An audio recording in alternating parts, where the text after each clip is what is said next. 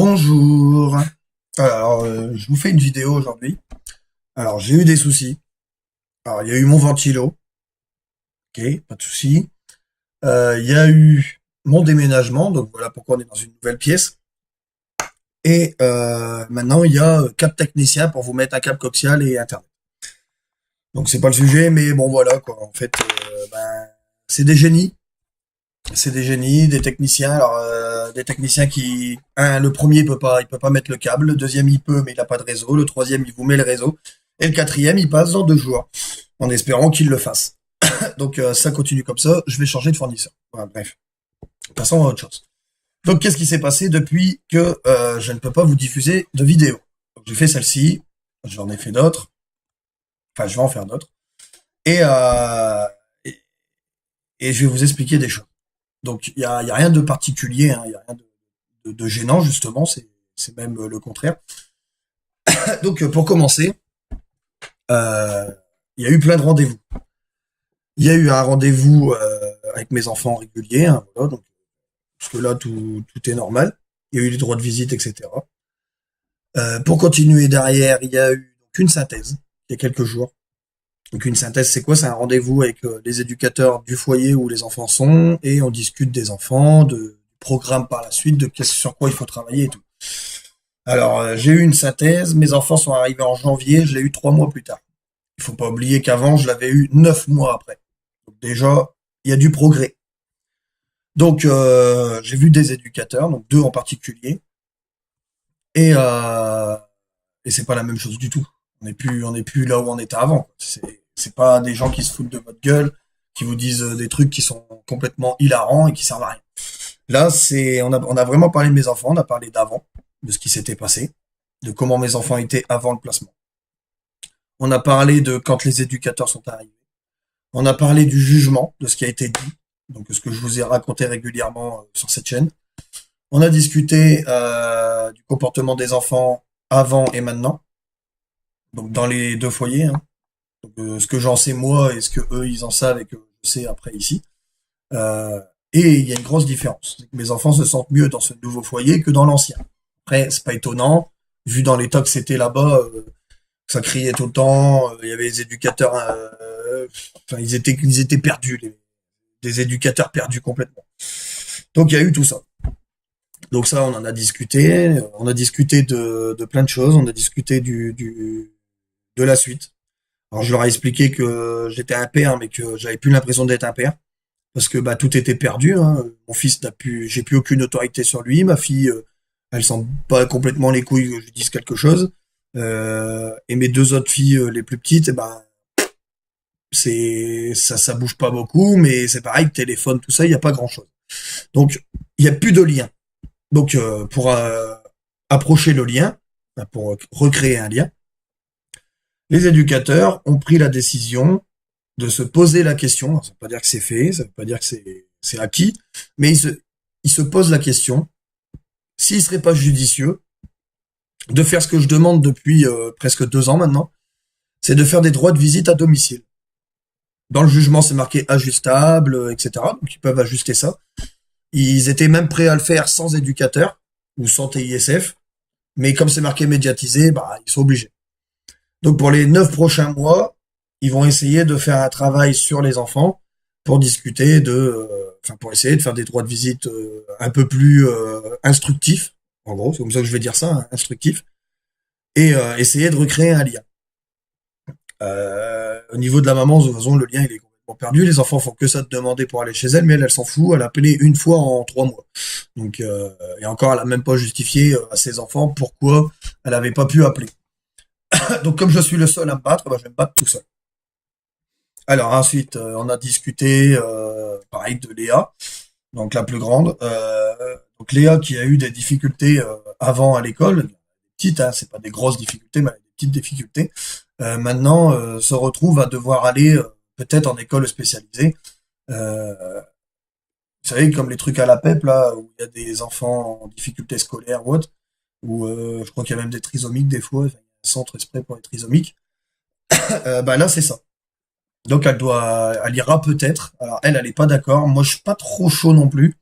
Il y a d'autres possibilités comme le redoublement elle est en cinquième, elle a déjà suivi tout le reste.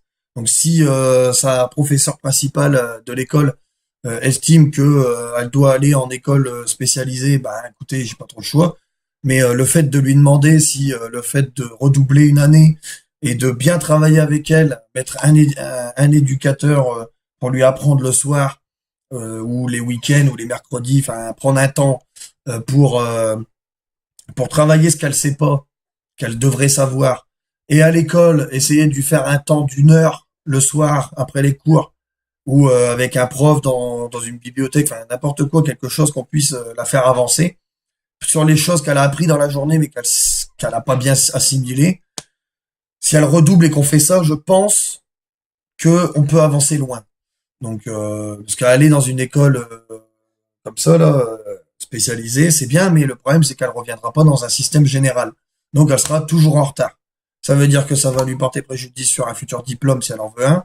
Ça pourrait lui porter préjudice sur pas mal de choses dans son travail. Par exemple, si elle a besoin de faire des calculs en maths et qu'elle est nulle en maths, ben, elle pourra pas calculer. Alors que là, si on essaye de lui réapprendre et de la réadapter dans le système normal, ça pourrait mieux se passer. Bref, donc on va essayer de travailler ça. J'ai un autre rendez-vous avec eux le 17 avril pour discuter de tout ça. Et les enfants sont présents, donc on pourra discuter avec ça de Léa. Mais moi, je vois plus les choses comme ça. Alors, vous allez peut-être dire, ouais, mais maintenant, on redouble plus. Il y a eu Sarko, il y a eu Hollande, maintenant, il y a Macron qui ont fait leurs lois bizarres, là, machin. Eh ben, si, en fait, on peut redoubler. Mais c'est plus le professeur qui dit, voilà, nous, on décide que votre enfant, il redouble, est-ce que vous êtes d'accord ou pas? Maintenant, il faut que ce soit le parent, le professeur et les personnes à côté, s'il y en a, qui fassent la demande devant, comment ça s'appelle? Devant l'académie. Donc il faut qu'ils envoient un courrier à l'académie en faisant une demande euh, de redoublement pour cet enfant parce qu'il y a ça et qu'il va y avoir ça de mis en place. Donc on peut toujours redoubler, un enfant peut toujours redoubler. Il faut juste que il soit capable de redoubler et de reprendre ce qu'il a en retard après. Donc après ça c'est au professeur de me dire. Je sais pas encore les vraies difficultés. Je sais que bon voilà, avant elle avait des difficultés, on avait repris tout ensemble. Ensuite sa maman elle est partie, donc on avait fait ça. Il y a même une prof qui m'avait remercié et qui m'a fait pleurer, parce que c'est bien la première prof qui me dit vous avez bien travaillé, vous avez fait quelque chose de bien pour vos enfants.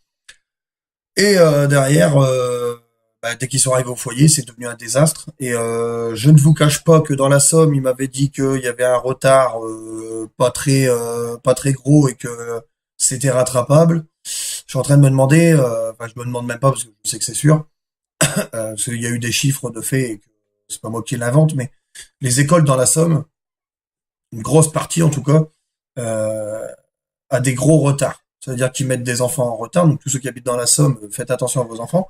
Il y a des enfants dans le Pas-de-Calais, des enfants dans le Doubs, ils sont bien plus en avance à l'école que dans les écoles de la Somme. Je sais pas pourquoi. Qu'on vienne pas me dire que c'est parce qu'il y a beaucoup plus de cas sociaux comme certains disent, ou parce qu'il y a beaucoup plus de pauvres ou quoi que ce soit. Non, c'est faux. C'est faux. Les parents, ils sont pas neuneux non plus. Hein. Il n'y a pas plus de parents neuneux d'un côté que de l'autre. Donc il faut arrêter vos conneries. Je pense que c'est parce que les profs, ils arrivent. Voilà, c'est ce que je dis. Moi, j'avais pas envie d'aller à l'école parce que les profs faisaient la gueule. La seule chose qui leur intéresse, c'est quoi? Pour la plupart, c'est oh bah je récupère le pognon, je fais grève tant de temps et puis on n'en parle plus. Donc voilà. Donc dans la Somme, voilà, c'est à peu près ça. Sans compter qu'on n'est pas sauvé par les centres médico-sociaux, hein, comme celui d'Albert. Donc voilà. Donc en fait, on n'est pas sauvé du tout. Dans ce coin-là, c'est la misère. Donc il y a eu pas mal de choses positives, n'empêche. Donc suite à cette synthèse, on a parlé de ça. On a parlé de droit de visite à domicile. Et donc on a parlé aussi d'un rendez-vous donc avec la professeure. On a parlé d'un rendez-vous le 17 avril avec les enfants. On a parlé de la situation d'avant, donc ce qui s'était passé avant, après, etc. Et on va avancer. Mais il y a deux éducateurs que j'ai vus là, c'est pas du tout la même chose. Là. Quand vous leur parlez, ils vous écoutent. Donc déjà c'est bien. Donc moi je les ai écoutés quand ils me disaient quelque chose. Euh, quand euh, quand ils vous expliquent quelque chose, ils viennent pas vous baratiner n'importe quoi. Regardez, j'ai eu un droit de visite il y a pas longtemps, ils sont arrivés en retard. Bon, moi j'étais en retard aussi, mais j'étais en retard de 20 minutes, ils étaient en retard d'une demi-heure. Donc je suis arrivé en fait au bon moment. Et le truc qui s'est imposé, bah, c'est que soi-disant il avait le nez qui coule de sang et qu'ils ont dû faire demi-tour. Et en fait c'était pas ça, c'est parce que mon fils n'a pas voulu se détacher de la PlayStation. Donc il y a une différence entre les deux.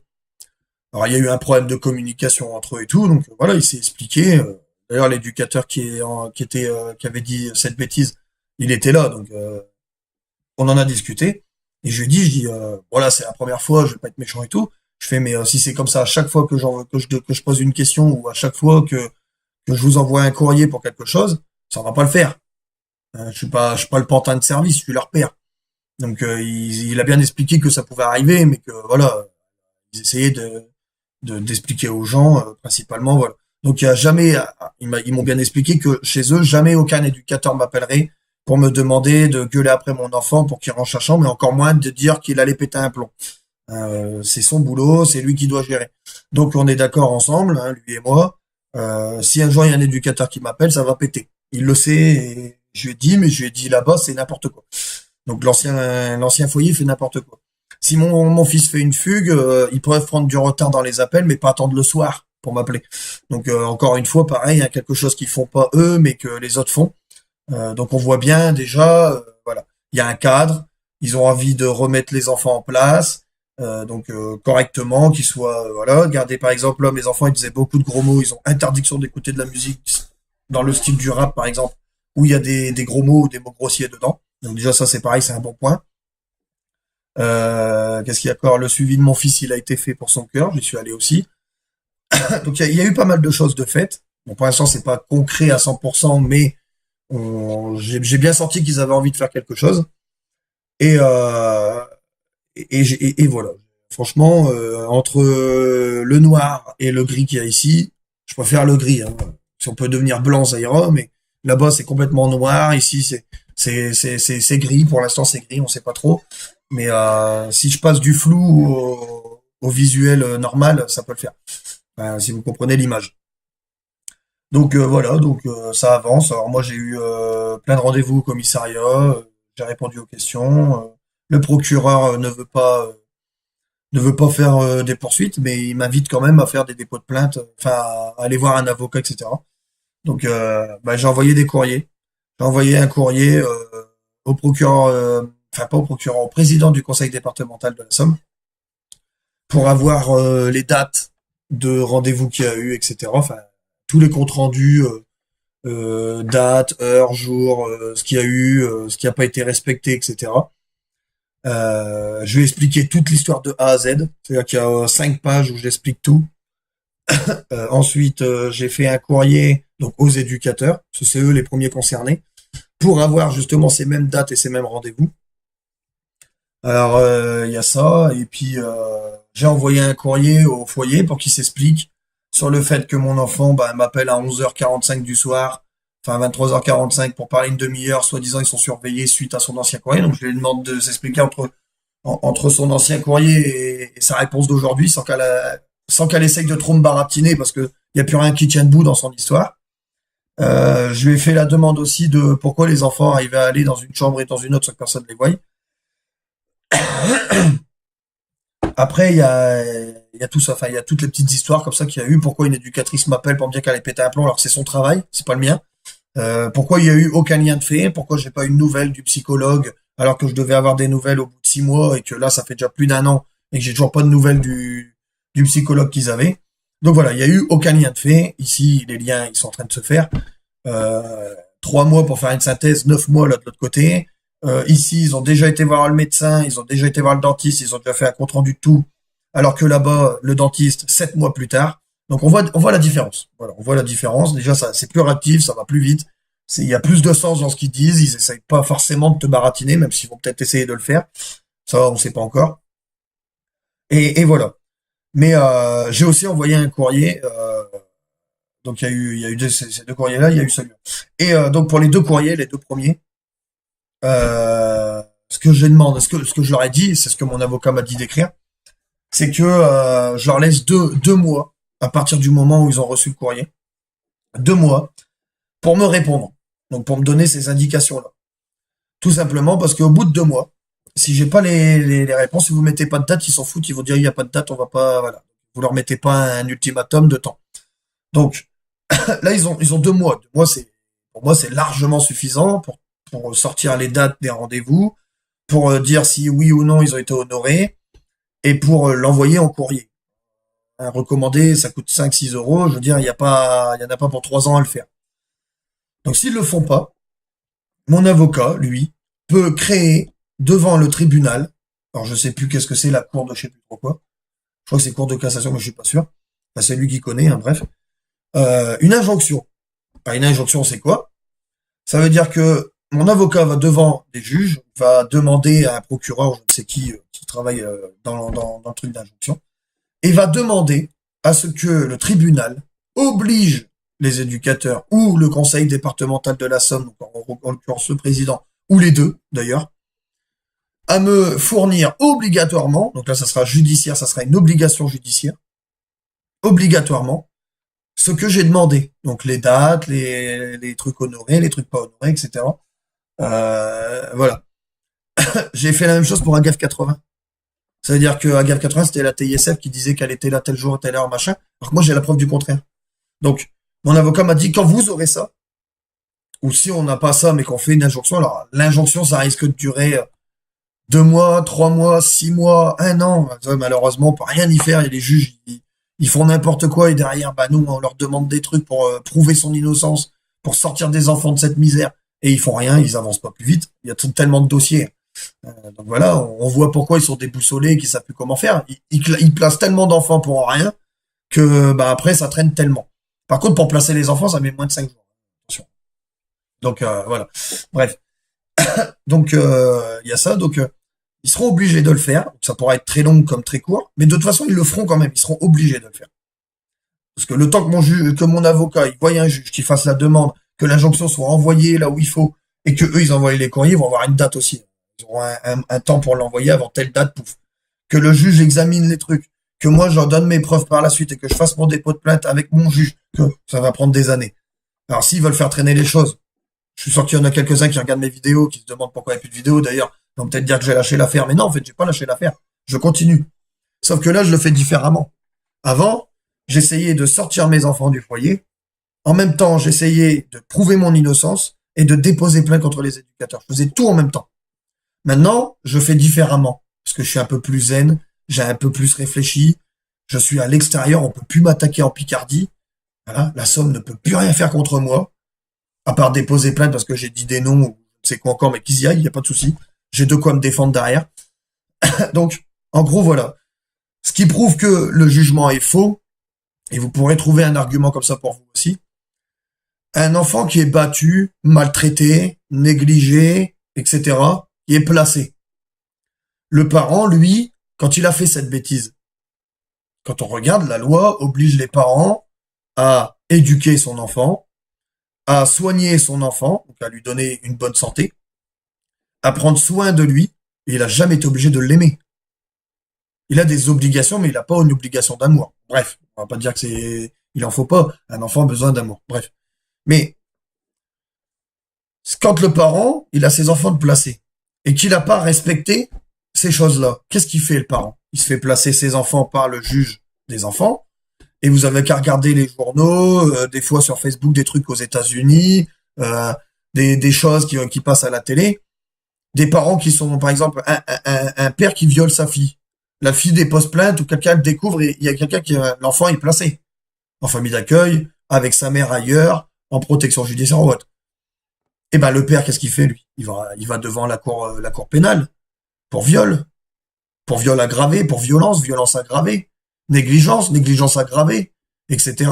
Donc, tous les parents qui ont leurs enfants de placés, sans être passés devant le tribunal pénal pour des accusations sur lesquelles ils ont été accusés, moi je dis c'est pas légal.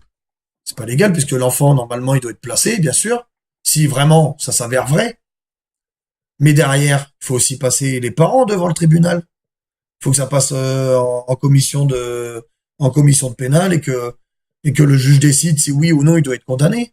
Ah bah non, ils vont pas plus loin, là, ils en ont rien à foutre. Bah non, c'est faux. Donc comme le placement est faux, bah regardez, j'ai pas été en pénal pour violence, j'ai pas été en pénal pour négligence, j'ai pas été en pénal pour non-respect des lois au niveau des soins de mes enfants. Donc toutes les conneries qu'ils ont racontées sont bien fausses. C'est simple, c'est clair, c'est net. Voilà. La loi le stipule. Quand un parent est négligent ou autre, l'enfant doit être placé, le père doit être au moins substituer à la justice pour être condamné s'il en est nécessaire. Donc en gros, ben la loi n'est pas respectée, comme d'habitude. Donc c'est merveilleux d'avoir une justice à deux sens où on place tes enfants, mais toi derrière t'as rien parce que bah, tu sais que eux ils savent qu'ils ont tort, mais ils font exprès. Le juge lui, il s'en bat les couilles. Tant qu'il y a le pognon qui rentre et qu'il place des gosses, allez on y va, on y va. Et puis bah toi t'es là, t'es dans la merde. Donc voilà, et c'est pareil, hein, comme je l'ai déjà dit, et bon, c'est prévu que normalement il se passe rien, mais s'il se passe quelque chose, j'ai déjà prévu le coup, donc je peux en parler. Si je suis dangereux pour mes quatre autres enfants, pourquoi je suis pas dangereux pour ma dernière? Ma dernière qui marche, qui commence déjà à parler, qui chante, hein, elle chante pas avec des bonnes paroles, mais elle chante, elle fait comme ça, qui a son petit caractère aussi hein, pour son âge, qui commence déjà à faire des dessins, alors c'est des gribouillages, mais c'est des dessins. Elle a que 18 mois. Euh, Par contre, le pot, elle veut pas. Le pot, elle, c'est j'y vais, mais que quand j'ai ma couche. Donc elle a pas compris qu'il fallait faire dedans. Je la mets sur le pot, les fesses nues pour qu'elle fasse ce qu'il faut, quoi. Le problème, c'est que bah, elle le fait rarement. Par contre, quand elle a le pot et qu'elle est en couche dans la maison avec son petit t-shirt, parce que bon, il fait bon et qu'il n'y a pas besoin de lui mettre un pantalon à ce moment-là, elle est bien à l'aise. Et ben là, comme par hasard, elle y va, mais avec sa couche. Elle veut pas y aller que nue. Donc voilà, elle a son petit truc à elle. D'ailleurs, c'est rigolo. Mais elle a tout des trucs et elle est un peu en avance d'ailleurs dans ce qu'elle fait et tout. Elle est un peu en avance par rapport à d'autres enfants qui auraient le même âge. Mais bon, on va pas non plus lui lancer des éloges. Hein, on n'a pas besoin de la médaille d'honneur pour ça. Mais enfin, je veux dire, pour son âge, elle est en avance. Donc, je suis un danger pour mes quatre enfants, mais pas pour mon cinquième. Ce qui est complètement con, ce qui est complètement bizarre. Et ça prouve bien encore une fois que ce jugement était complètement pourri. Et ça, les nouveaux éducateurs l'ont compris. Je leur ai expliqué. Je leur ai dit pourquoi je suis pas passé en pénal, pourquoi on m'a pas enlevé mon autre fille puisque je suis un mauvais père et que voilà. Euh, Pourquoi j'ai passé des examens psychologiques devant un psychologue judiciaire ou je ne sais quoi, alors que cette personne dit que je ne suis pas un danger pour mes enfants, mais on le met quand même dans le dossier et puis on rajoute derrière que j'ai comment dire que je suis un peu paranoïaque. Donc c'est vrai que le mur devant l'école, je suis parano et que c'est tout le reste, je suis parano.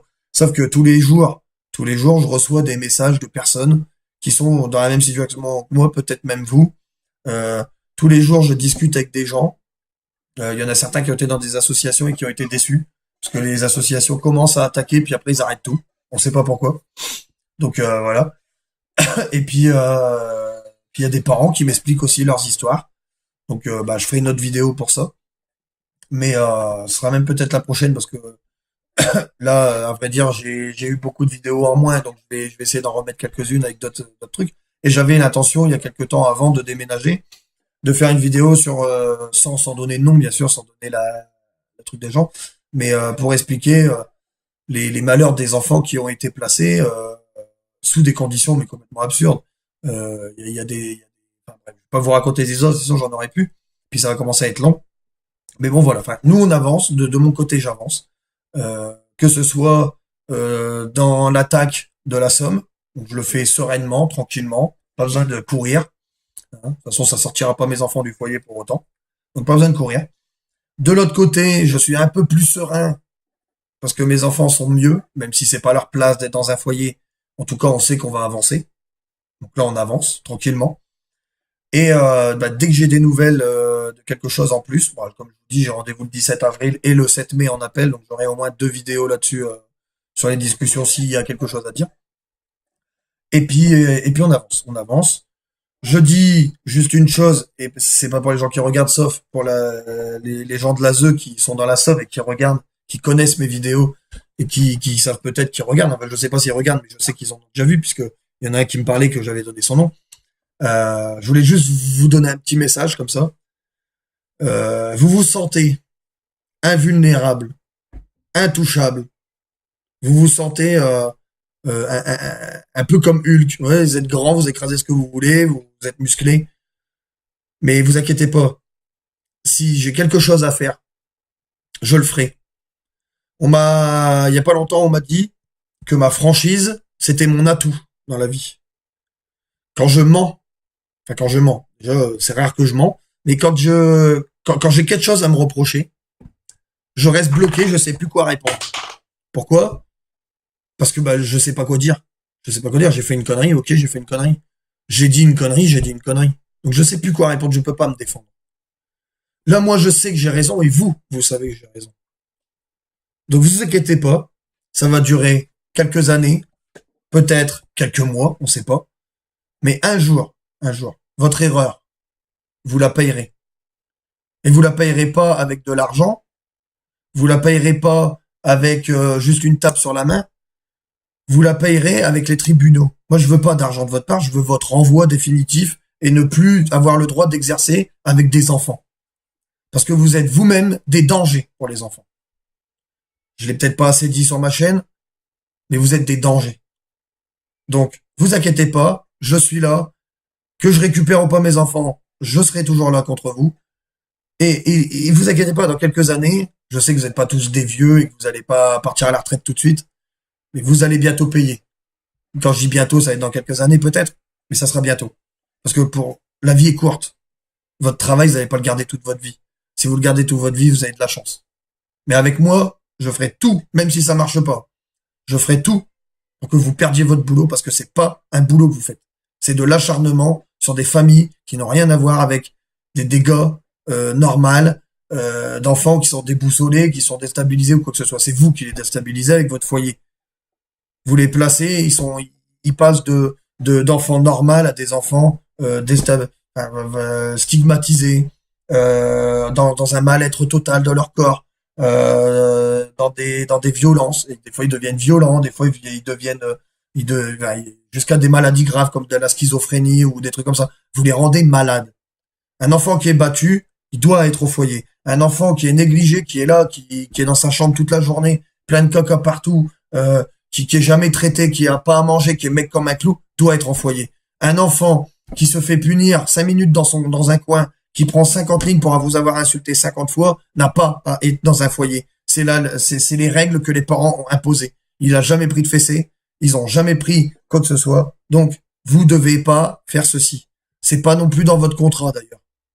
Dans votre contrat, c'est marqué que les enfants qui sont en difficulté doivent avoir l'accord des parents pour être placés en famille d'accueil. Il y a des parents qui disent j'en peux plus, je sais plus où aller. Est-ce qu'il est possible de faire quelque chose?